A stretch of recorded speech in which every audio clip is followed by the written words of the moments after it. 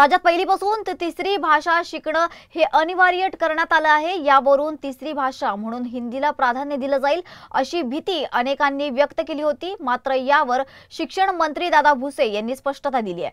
दादा भुसे यांनी सांगितलं आहे की पहिली ते 5वी पर्यंत विद्यार्थ्यांना तिसरी भाषा निवडण्याचा पूर्ण स्वातंत्र्य असेल।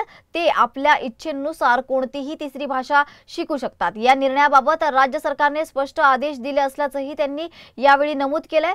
मराठी शिकवणं सुरू केलं नाही तर शाळांच्या मान्यता देखील रद्द केल्या जातील। गेल्या अनेक वर्षांपासून त्रिभाषा सूत्र वापरलं जातंय। मराठी ही भाषा होतीच, इंग्रजी आणि तिसरी भाषा आहे। दादा भुसे पुढे म्हणाले की भारतीय भाषेत जी मागणी हिंदी व्यतिरिक्त होईल ती भाषा आम्ही देऊ। विद्यार्थी जी मागणी करतील, पालकांना जे सोयीचं वाटेल ती तिसरी भाषा देऊ। अनेक लोकांशी संवाद झालेत, चर्चा झाल्यात। महाराष्ट्रातील विद्यार्थी मेरिट मध्ये पुढे आले पाहिजे, संधी उपलब्ध झाला पाहिजे, हाच हेतू आहे। आम्ही मराठी बंधनकारक करतोय। महाराजांचा इतिहास शिकवला जाणार आहे। गरजा महाराष्ट्र माझा शिकवणार आहे असंही त्यांनी यावेळी सांगितलंय।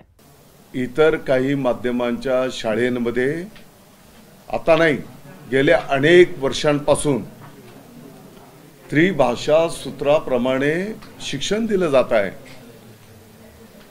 मी आपल्या निदर्शनास आणून दिलं, त्यांची जी भाषा असेल ती भाषा, मराठी आता बंधनकारक आहेच, मराठी आणि इंग्रजी असं अनेक शाळांमध्ये गेल्या अनेक वर्षांच्या पासून शिकवण्याची पद्धत सुरूच आहे।